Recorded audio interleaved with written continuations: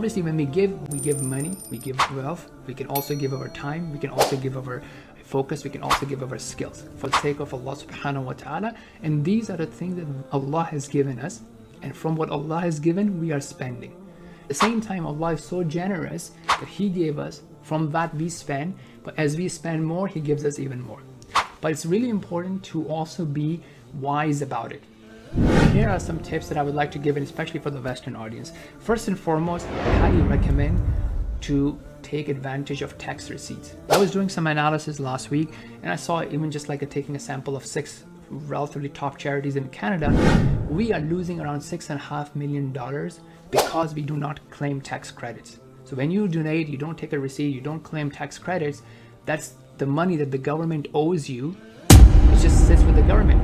You could have taken that money back. If you don't have tax credit, work with someone so that you can actually get, he or she can get tax credit, and then you can donate that back. Let me just give you a quick example. Some people think that, oh, if it's, the whole zero admin concept, right? So I have $100. I'm gonna call my cousin back in Egypt or Pakistan or India or what have you, send $100. He or she is going to buy groceries and then give it to the poor person. So that's something that you bought for $100, you distributed for $100.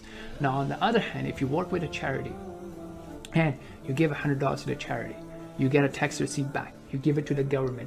Government in general will give you $40 back. Now that's $40 back into your pocket, or let's say you give it back to this same charity. Again, you're gonna get another tax receipt that you can give it to government and get maybe $5, $10 back on that.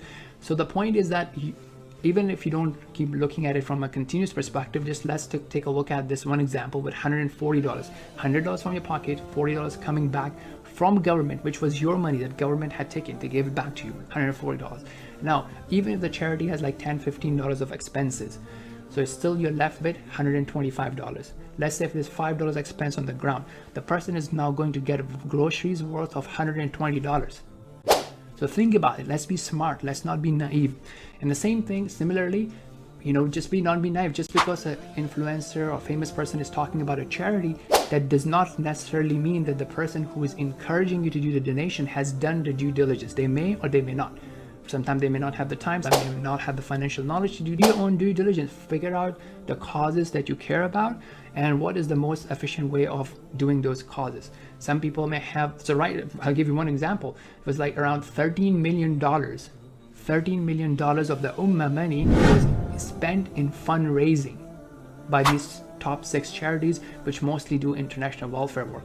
So I don't personally understand this, because if you think about it, you have a fund of zakat and sadaqah that the ummah has. What is the purpose of this fundraising? Are the charities competing to have a bigger slice?